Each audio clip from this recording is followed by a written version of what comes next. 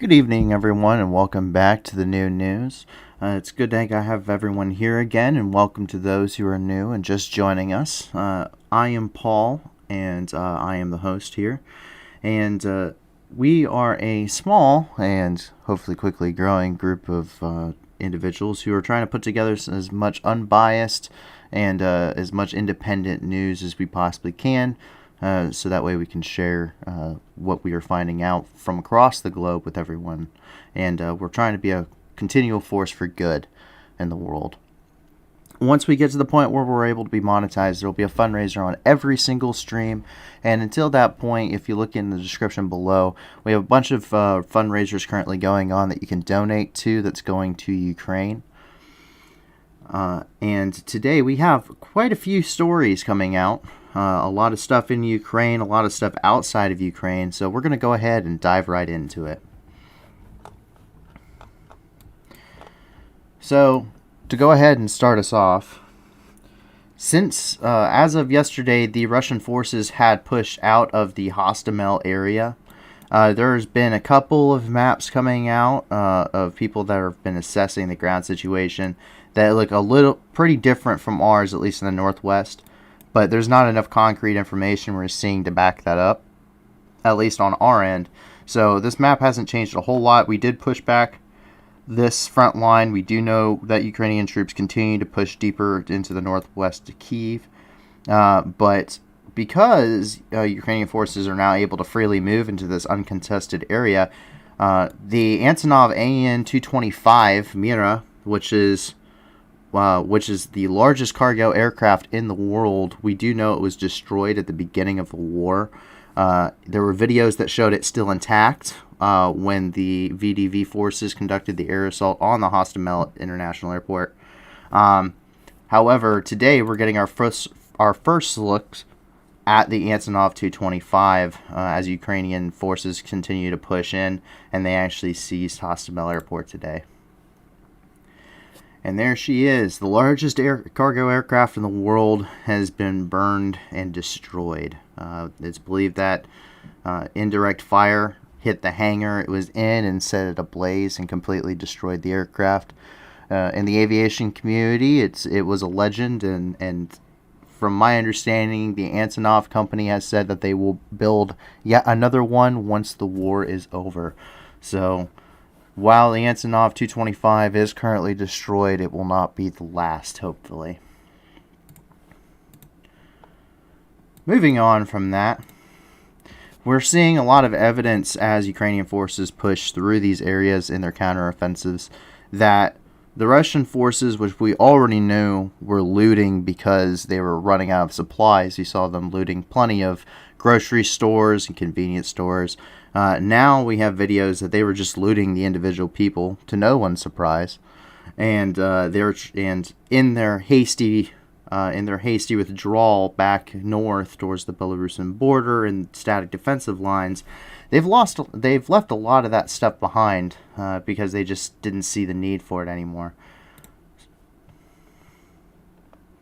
Продовження. Просто продовження, гляньте. Купони брали. Ось, дивіться, купони. Українські купони, ви розумієте, колишні? Нащо вони їх брали? 50 купонів, 100. І саме головне, везли додому дітям іграшки. Мабуть, в Росії мало платять. От. Ну, розмародерили магазини місцеві. Велосипеди. Це нова басань. Велосипеди, удочки, ми зараз вам покажемо. Хід. Сковородка, тіфаль. У них таких, мабуть, вже не будуть продавати. От. БКшечку заберемо. А, це, кстати, забита БКшечка. Да, давай візьмемо. І он.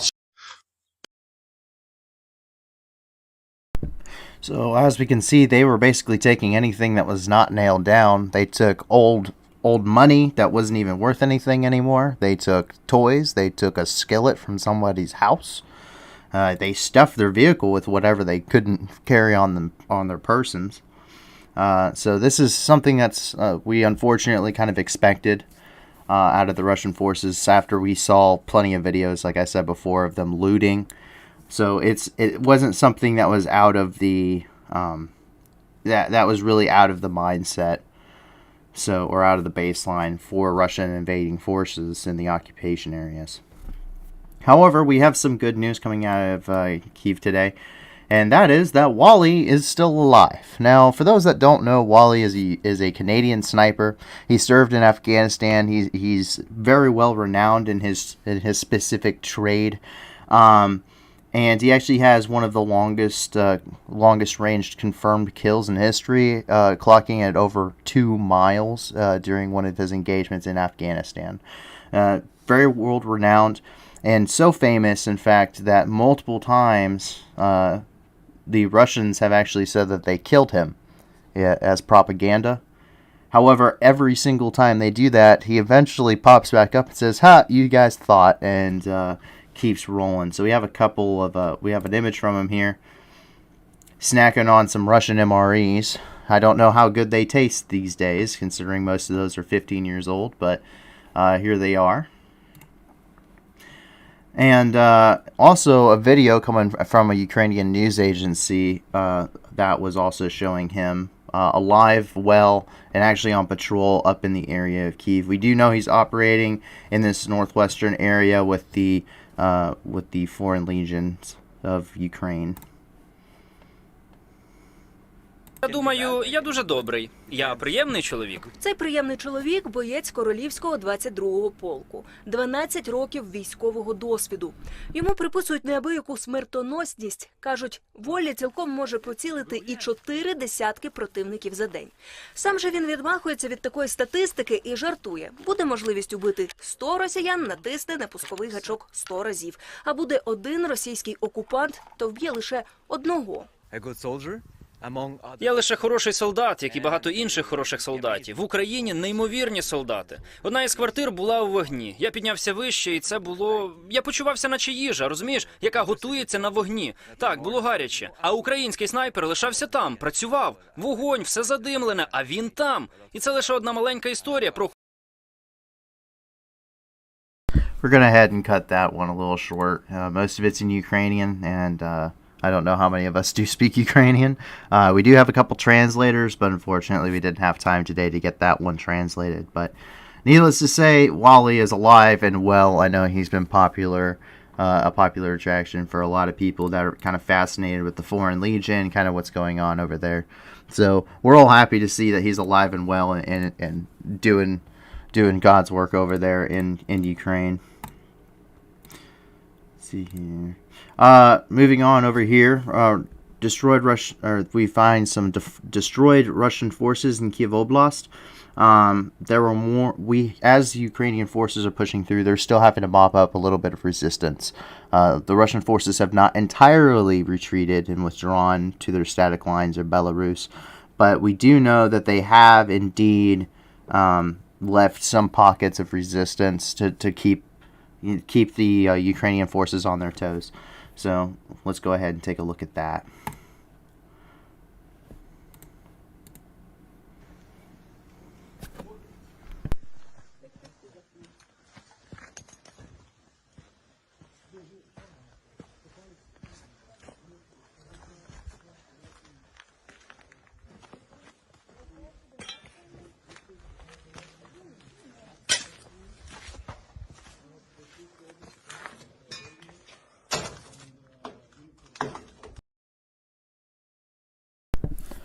Whatever that was, it doesn't work anymore. And as someone who worked in the field of destroying armored vehicles, I can't tell you what that was. So it just looks like a giant hunk of burned metal to me. So good work on the Ukrainians for destroying whatever that was. It was probably, from the looks of the armor, it was probably like a BMP or a BMD, but good work on them. As we move north here, we've seen a lot of stuff happening around Chernihiv today, or a little bit of activity, I should say. There were a couple days ago on the I believe it was the 29th, there was a offensive by Russia, almost like a Battle of the Bulge kind of mindset here. One last great push here up in Chernihiv. They did have some breakthrough convoys that almost got all the way to Kyiv in some areas, but they were eventually mopped up and pushed back. We do know that the Ukrainian forces continue to make sure that these areas are secure. They've been recapturing and liberating a bunch of these villages here. We covered that the last couple of days. But the fighting has now essentially pushed all the way back up to the original front lines. And today we can actually see Ukrainian forces ambushing a Russian convoy up near Chernihiv today.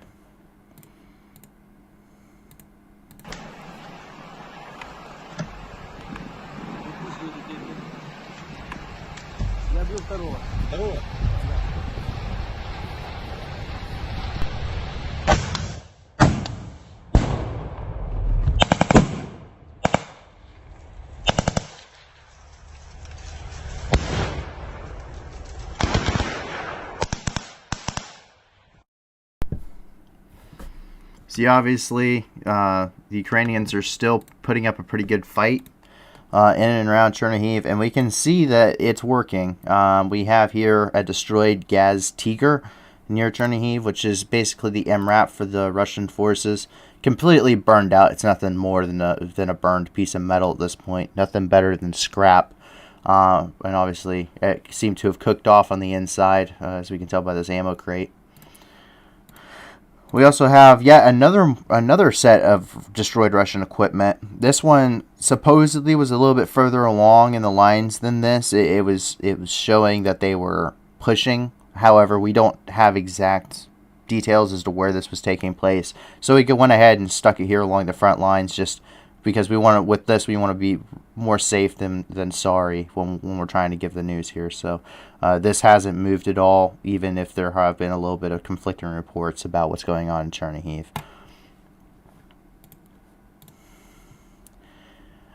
That tank has completely sunk. That thing's up to its turret in mud, on top of the fact that it had its lid blown off about 200 feet in the air. Yet another Russian tank destroyed. I'm not quite sure. We've seen V's, we've seen A's, we've seen Z's, of course, the famous Z. We've seen Z's inside of squares. I have yet to see the circle on any video. So this is a new invasion insignia. Not quite sure what it means. Maybe they're getting pulled from the Arctic region, and these guys are getting, different insignias to show that they're fresh units. Don't know. Obviously, we got more destroyed vehicles here. MTLB there. They're still trying to put wood on the side of it to protect it. Not that. This thing has like 10 millimeter thick armor. There's not a whole. You could probably shoot through it with an AK almost. There appears to be the turret of one of the BMPs. Does it look like, or actually no, that's a main battle tank's turret. It's just completely destroyed. And you see the bore evacuator. And another MTLB. This one's a medical unit. So obviously, Ukrainians are still pushing up around Chernihiv, and we actually have video evidence as well that they're doing that. We actually have video evidence, something that's kind of rare, of Ukrainian forces while they're on the move, and right after they just got done with an engagement against Russian forces. So let's go ahead and take a look.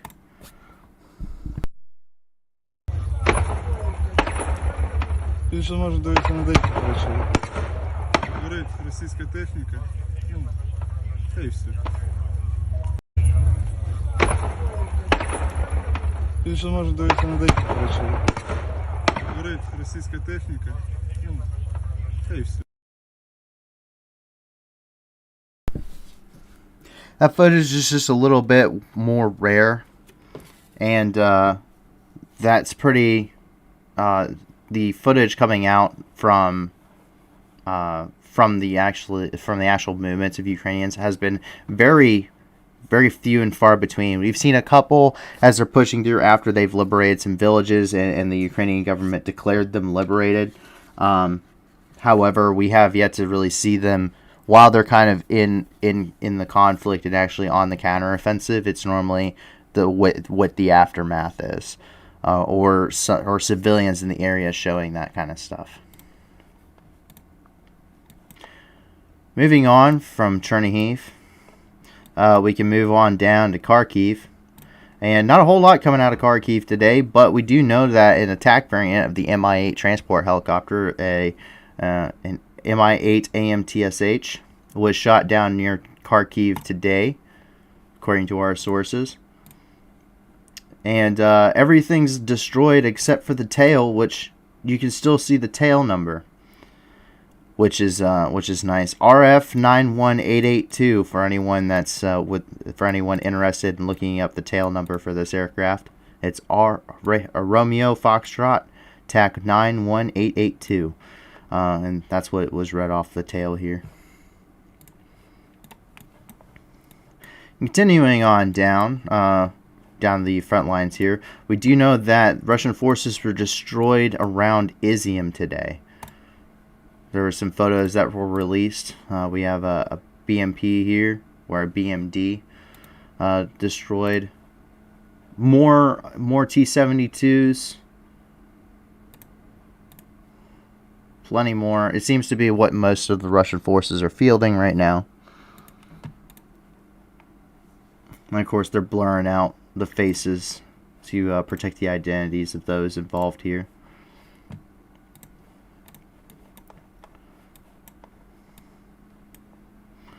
And as we continue on down, we have some pretty incredible footage today of an Mi-28 helicopter that was engaging Ukrainian forces in or around the Luhansk region. Was actually hit by a man-pad that completely separated the tail from the aircraft and brought it down completely. So we have some pretty good footage of that coming out today. Hope you guys enjoy.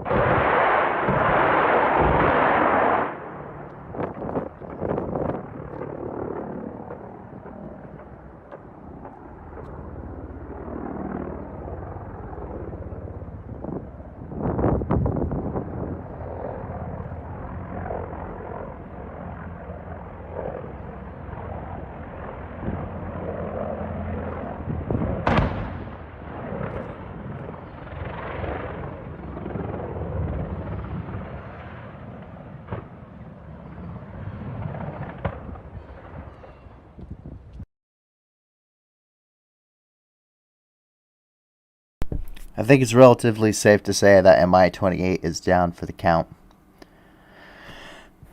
There were a couple photos that we saw today that we couldn't confirm was from the same aircraft of separated tail pieces and whatnot, but that's really the only one that we can really confirm today coming out of this area. So we kind of left that other stuff out just to make sure that we weren't giving you wrong information. A little bit of other news here as we move further south. Over in Mariupol, there's been very little outside of the TikTok army, aka the Chechens. There hasn't been a whole lot of stuff coming out of Mariupol. There was a lot of news for a very long time. A lot of news about the fighting, the Azov battalion, and just how brutal the fighting was there. And things have really quieted down, minus the Chechens, of course, who are pretty much there only for propaganda. Except for today. Both the Azov battalion and Russian news media reported that at least two Ukrainian military helicopters came in low and landed in Mariupol, dropped off supplies, and then supposedly pulled out some wounded Ukrainian troops. Russian news media also released footage stating that they had shot down 2 helicopters. And had video footage of one, supposedly. We don't know how accurate this is, so there's a lot of propaganda and misinformation coming out of the Russian government right now. So we really didn't want to post anything to show one way or another, because more than likely at this point it's really up in the air as to whether or not it's correct. Pretty much all media inside of Russia is state controlled, so you're going to hear what they want you to hear. So that's that's why we're trying to steer away from that at this point. And finally, as we move over here to Kherson, it seems that as the Russian forces are retreating from Kherson, they are not stopping their atrocities, that's for sure. As they retreated today, they set an entire city ablaze. They set it on fire to slow the advancing Ukrainians, and we have the images coming from that today.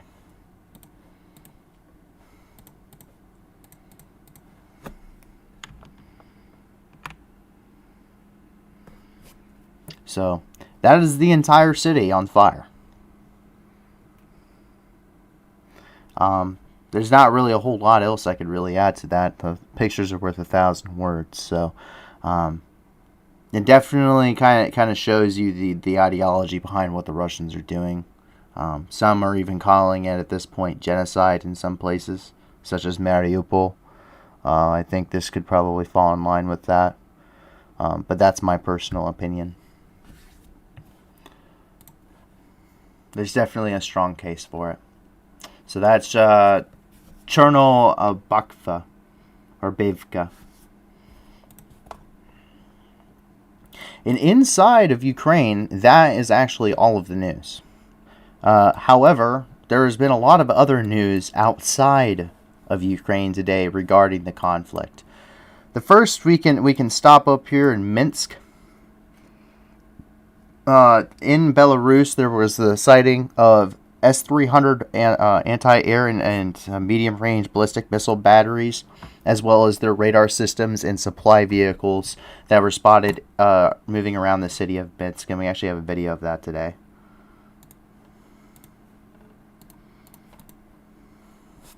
No audio with this one, sorry guys.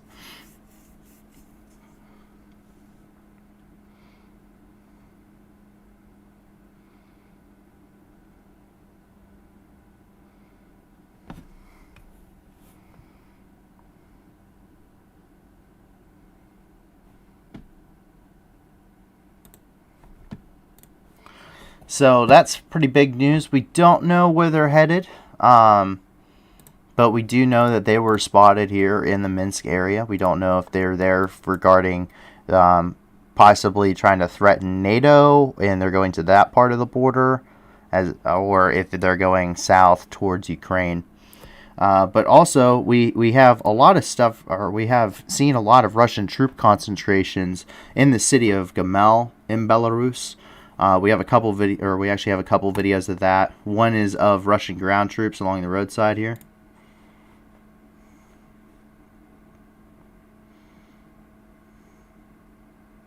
And this could quite possibly be those same troops coming out of the northwest. We don't know if they're fresh. We don't know if they're not fresh. We don't know anything at this point. All we know is the fact that they're there.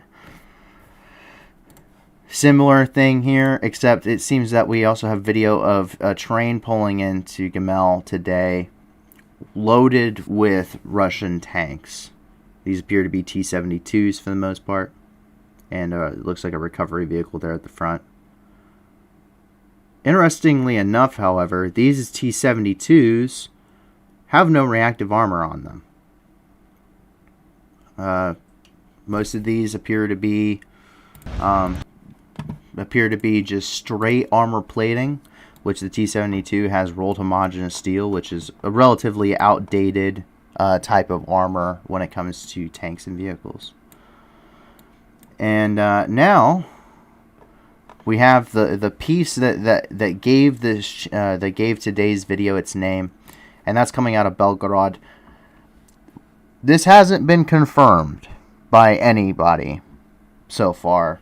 By either side, Russia or Ukraine, that this occurred.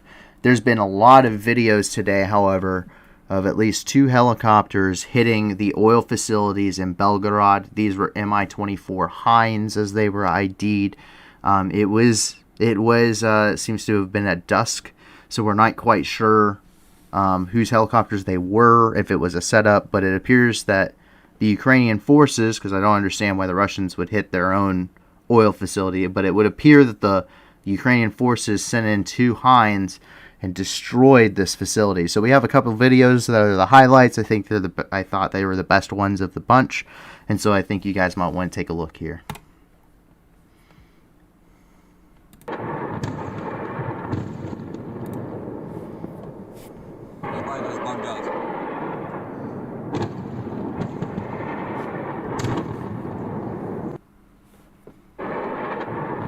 Watch that again.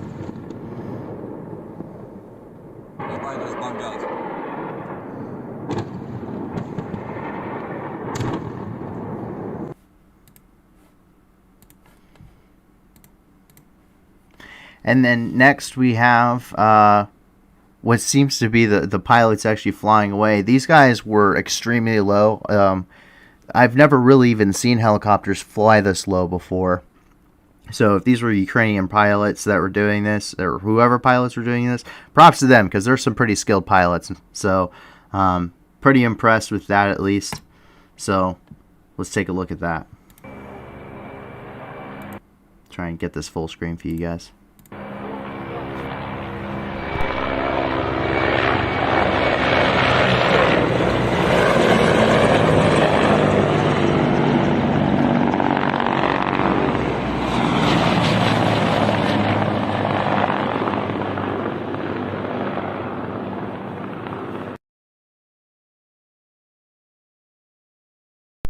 Pretty impressive, especially the second one. That one was right there in between the tree lines. So that was pretty impressive.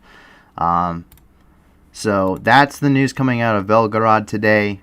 The Ukrainians supposedly have struck an oil facility there. There were extremely long lines today out in Belgorod at the local fuel stations and oil stations. So that's pretty impressive, to say the least. Some evidence is showing that Anonymous had released roughly 25 gigabytes of more of information coming out of Russia. However, I was waiting to see a little bit more confirmation. There's a couple websites, and I didn't trust the information 100%, so I didn't include it here. So likewise, there was also some word that the first Russian soldier had died of radiation poisoning inside of Belarus, and that at least 75 others were also sick from radiation poisoning and were receiving treatment after they supposedly had dug trenches in the red forests of Chernobyl, which is in the Chernobyl exclusion zone and is one of the most highly radioactive places in the world. So the only thing that makes the Chernobyl exclusion zone safe to go visit is the fact that the topsoil is relatively undisturbed, because everything else underneath it is completely irradiated beyond belief. So you start digging trenches there, and it's going to kill you. And that appears to be what happened. There's also concerns that the armored vehicles moving across the land there also stirred up a bunch of radioactive dust. So that's a concern in both Belarus, Ukraine, and other parts of the world of us trying to mitigate this incident here. And so that is really the major news going on regarding Ukraine, with the exception of one thing. Armenia was accused of sending 4 Su-30s to Russia to be used against Ukraine during the invasion. The Armenian government profusely denied these claims. They have for a couple of days. This is something that's a little bit older, but enough has been said about it now that it was almost necessary to address. So that is kind of the news coming out of that. We don't know if they did. We don't know if they didn't. Turkey, a Turkish news station released some video and talked about the issue and said that they had satellite footage showing that the jets were now missing.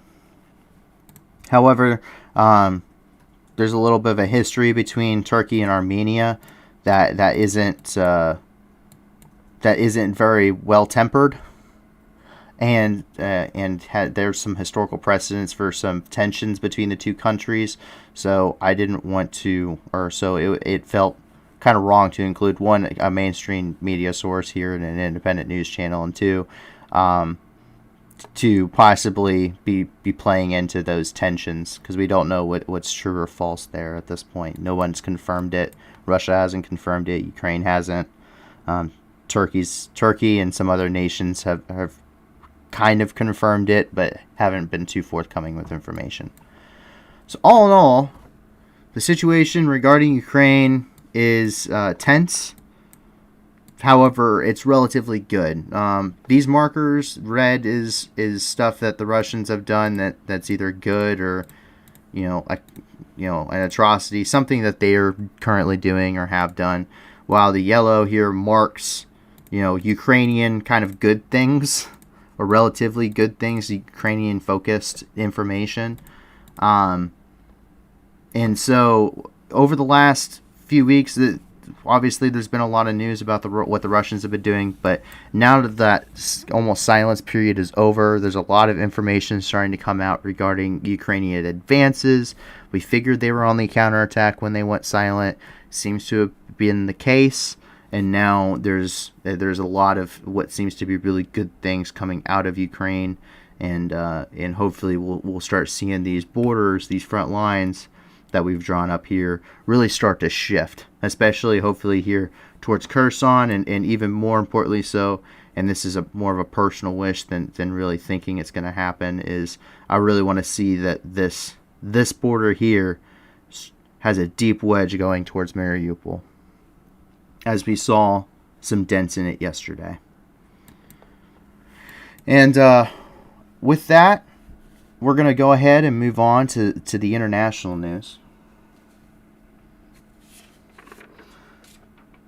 So today, the UK government, so the United Kingdom, released some information here that it gave a notice and advisory to its citizens in Malawi that there were currently threats from the Islamic State against and they could be possibly targeting Westerners. Mozambique has had a little bit of an issue with the Islamic State, so have other countries within Africa. We also know that there were some Al-Qaeda cells after they were essentially destroyed in the Middle East. There were some Al-Qaeda cells and supporters in Africa. We do know that one group, Boko Haram, is aligned with the Islamic State and Al-Qaeda. And so, like I said, the UK government said, hey, there's a recent rise in terror attacks, and Malawi is especially, if you're in Malawi, you're especially in danger. Similar news, Pakistani special forces, their special services, ended up killing 4 members of the Pakistani Taliban, or Tehreek Taliban Pakistan, or TTP.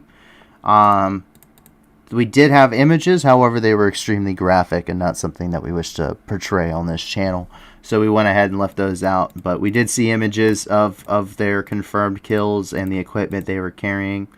So that was something that we thought was worth noting there, as especially considering Pakistan and China both were having trilateral meetings with the Taliban in Afghanistan, or from Afghanistan there in China, about political and economic cooperation.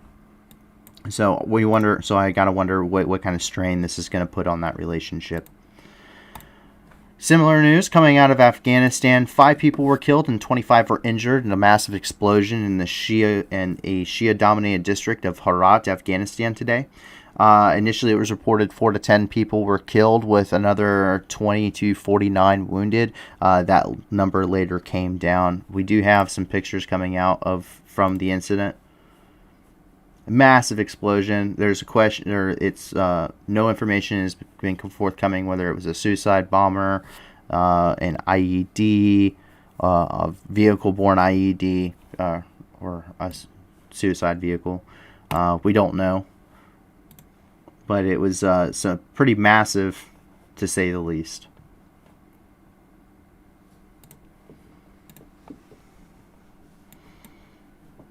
Continuing on here, we're going to go ahead and move into Syria.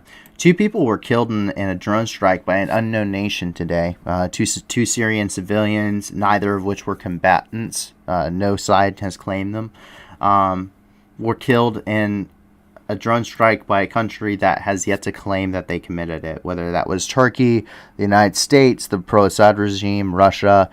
No one has said anything so far, but that is the destroyed vehicle. 2 people were killed as a result. I'm moving up towards Aleppo, and in the suburb of Aleppo and Al-Bab, two pro-Turkish groups began fighting each other today. The Ara Asham and the Jabhat Ash-Shamia were both started to fight each other today, despite both backing the same side. This comes after a couple of recent attacks on Turkish forces in the area. One was hit with an anti-tank guided missile the other day, which was supposedly by militants. However, it seems that these 2 pro-Turkish forces believe it was the other.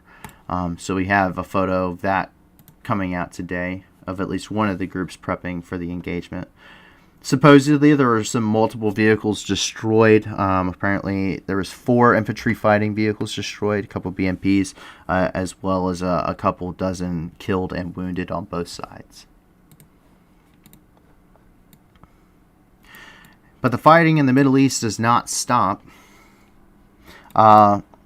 Recently, we touched on a couple of Islamic State attacks. One was here near Tel Aviv. And that left dozens, at least about a dozen people dead, another couple dozen wounded between Tel Aviv and Hadera. And the Islamic State has officially released a statement saying that they are taking responsibility for both of those attacks. We know that the individuals that committed both sets of attacks were arrested by Turkish forces on the Syrian border and were sent back to Israel, where they served prison terms for either attempting to participate or participating in terrorist activities. They were released and then they committed these terror attacks. But here's actually the statement from the Islamic State regarding them taking responsibility for these attacks.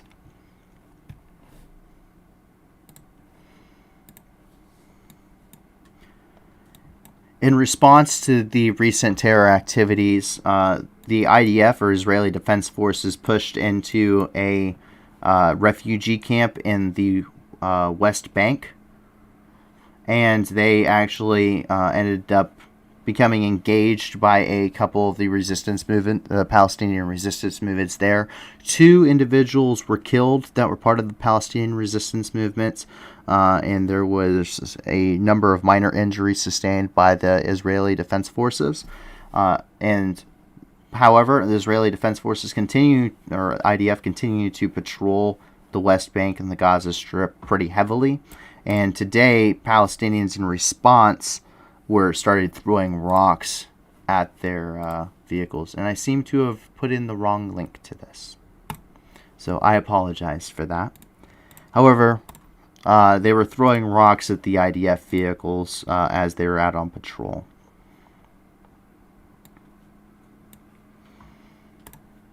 And to wrap up the Middle Eastern segment here, a little bit of good news out of the Middle East. For those that don't know, Saudi Arabia has been fighting Iranian-backed rebels known as the Houthi rebels in Yemen for some time. It's been a very bloody war that actually overthrew the Yemen government. Essentially, Yemen doesn't really exist as a country at this point. There are areas that are controlled by the Saudi Arabian-backed coalition, and there are areas of control such as Tarim and parts of the capital that are actually under Houthi rebel control. However, for first time in a little bit of a long time, they both came together and had and agreed to a 2-month ceasefire, as was confirmed by a UN envoy to the region. That 2-month ceasefire begins with the beginning of the Islamic holy month of Ramadan. So hopefully this is the beginning of a couple sets of ceasefires. While it's unlikely, hopefully it's a good sign that both sides are kind of getting tired of the conflict in a way and are kind of wanting to find a more peaceful solution to the issue.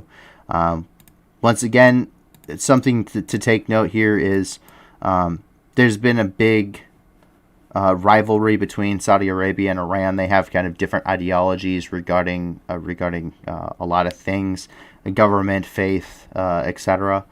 And so Iran backs the Houthi rebels. There have been captured shipments coming from Iran of weapons and equipment going to Houthi rebels in Yemen, while Saudi Arabia is fighting those Houthi rebels. So it's almost simply a proxy war in the country of Yemen between these two countries, because they can't really fight each other, because that would be a pretty massive war in the region, would cause a lot of devastation, and they both know that. So that's kind of the situation with Yemen as a whole, and it's good to see that that's starting to calm down a little bit. Another bit of news that we got out today, another incident involving the Islamic State. The Islamic State militants ambushed a Niger military convoy in the Tilaberi area today that left multiple dead and wounded. There has not been a lot of details that have come out of this. This is part of a recent large string of Islamic State terror attacks.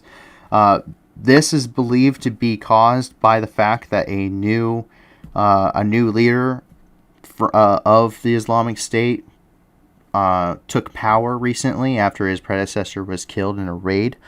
So at this point, it seems like he's really establishing his dominance and is really making it known that ISIS that the Islamic State has a new commander. Following up with yesterday we reported about the fact that protests here in Sri Lanka protesters broke into the presidential mansion here in Colombo, which is the nation's capital, and that India would be sending 6,000 metric tons of diesel to relieve a little bit of that pressure on the Sri Lankan government. Today, after yesterday's unrest, which initially called for a curfew to be put in place, the president of Sri Lanka declared a state of emergency effective today. How that's going to be enforced, we still don't know if that's going to be enforced by the military or if that's going to be enforced by just the general police forces and security forces of the nation. However, the protests yesterday not only ended up breaking into his home, the president's home, but also turned violent. Multiple police officers were reportedly injured while they were trying to quell the unrest.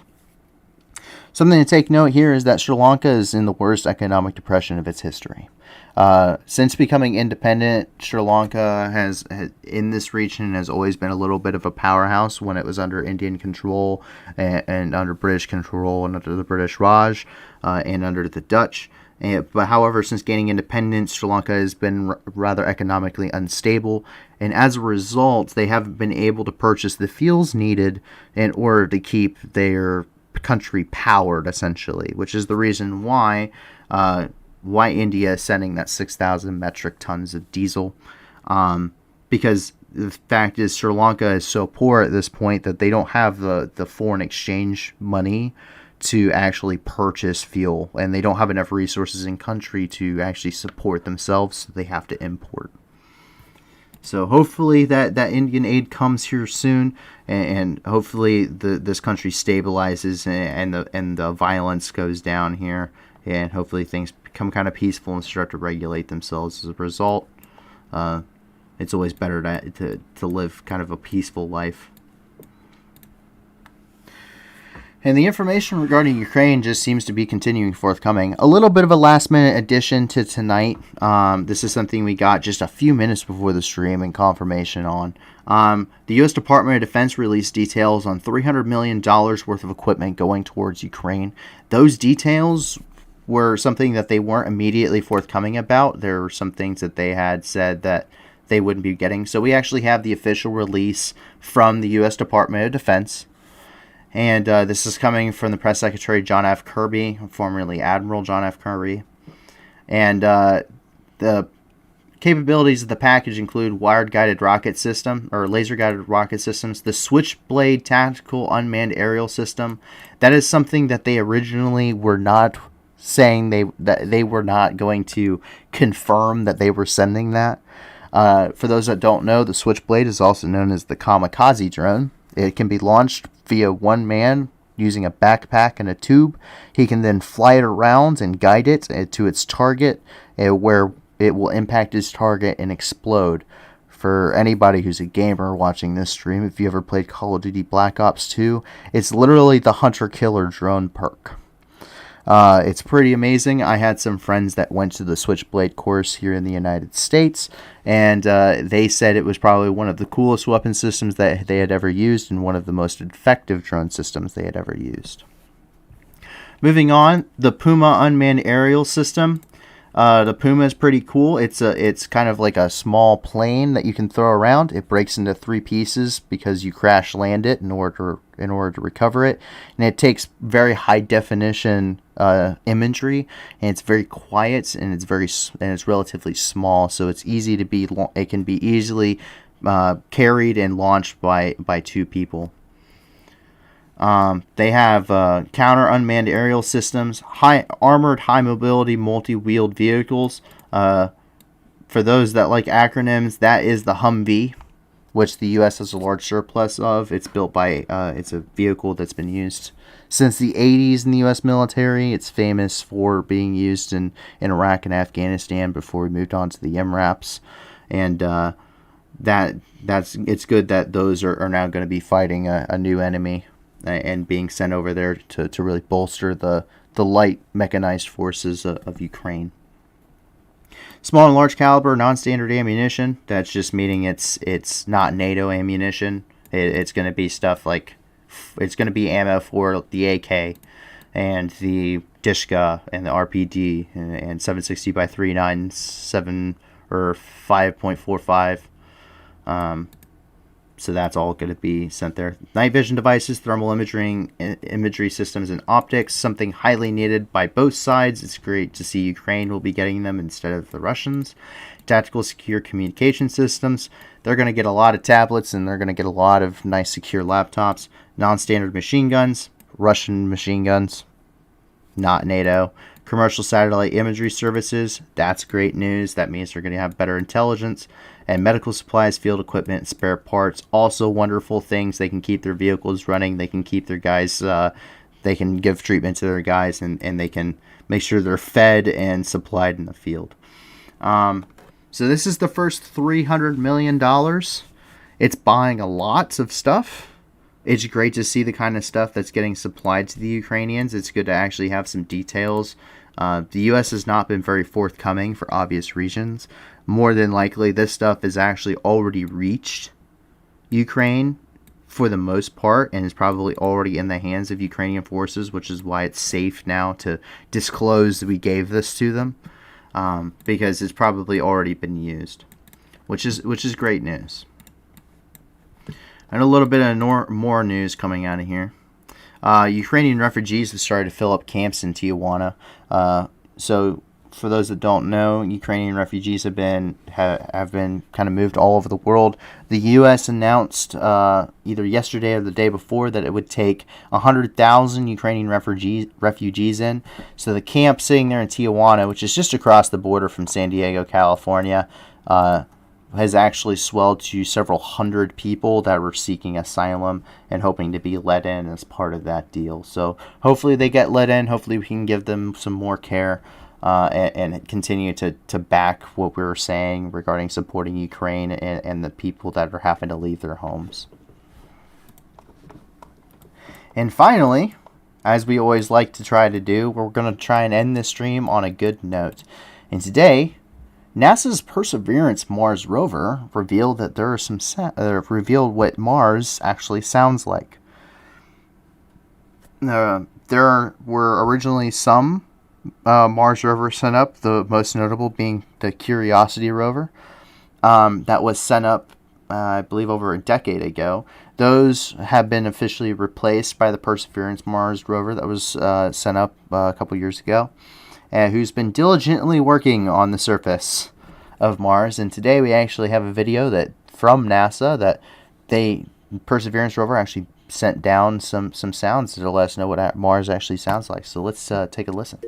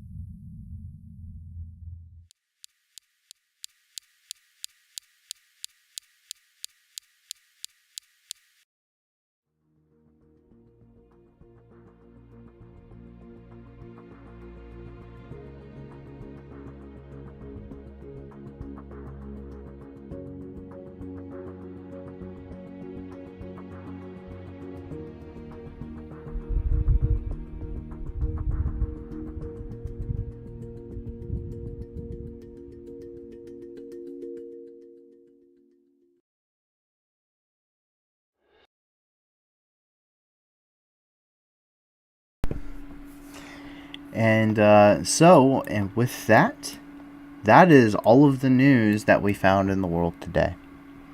So we started a little bit late in the last month. We started on the 28th, really, and first stream being the 29th, the 30th, and then finally the 31st. So each month we're going to be putting everything into a playlist. That way you guys can go back through and watch them month by month, video by video, for those that want to rewatch kind of what happened and look at the year kind of in a review. But that is officially all of the news for today. Hope you guys enjoyed everything. Got a couple little bit of notes here. So the stream is going to be on every single day from starting at 10 p.m. Eastern Time or 9 p.m. Central Time. In the description, we have donation links to help different charities and organizations operating within Ukraine. We vetted all of those to make sure your money was actually going where it said it was going to go. Once the channel is large enough to become monetized, we will actually be doing fundraisers on every single stream without failure. So, and every single one of those is going to be for whatever the main focus of the night is. Every single fundraiser will be focused on whatever the main news topic of the night is. Currently, it's the ongoing crisis in Ukraine, and as hopefully this war quickly ends, and that's something that I think we could all really look forward to, is a quick end to this and end to the suffering here. But as this ends, we're going to be focusing on other things, whether that's malaria outbreaks in Southeast Asia, hunger and malnutrition in Africa, ongoing humanitarian crises in the Middle East and in South America, whether that's the rainforest being deforested, like we were talking about yesterday, or whether that's issues domestically here in the United States, at least domestically for us, or for myself as I reside in the United States. We're going to be focusing on something worldwide every single day, and it's as best of our ability going to be focused on whatever the main topic of the day is. So until that time, please go check out, donate to the fundraisers below. Every little bit helps, so if you can't give a lot, give a little, and if you can't give anything at all, the best way you can support us as a team is to spread the word, let people know about us. Like and subscribe the video if you enjoy it. It really helps the outreach for us.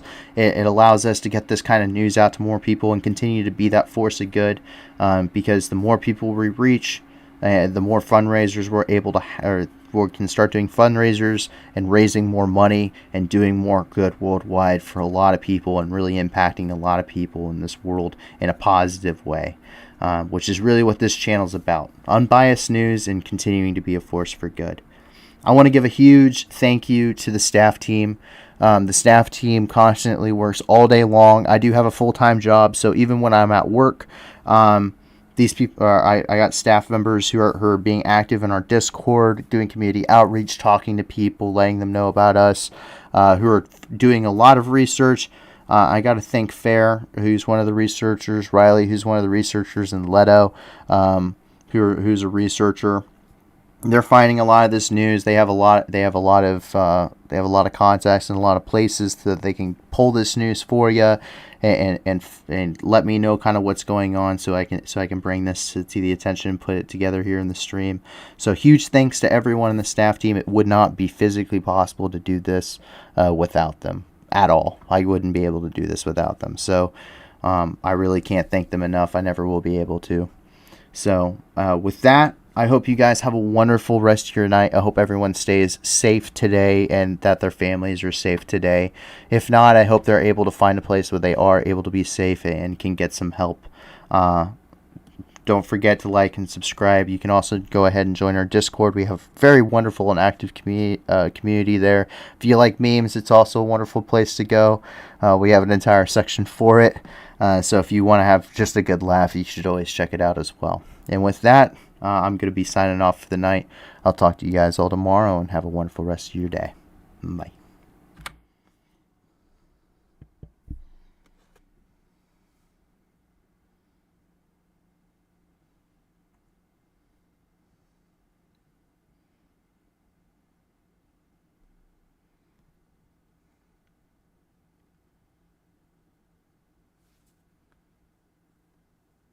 Am I still talking in the video?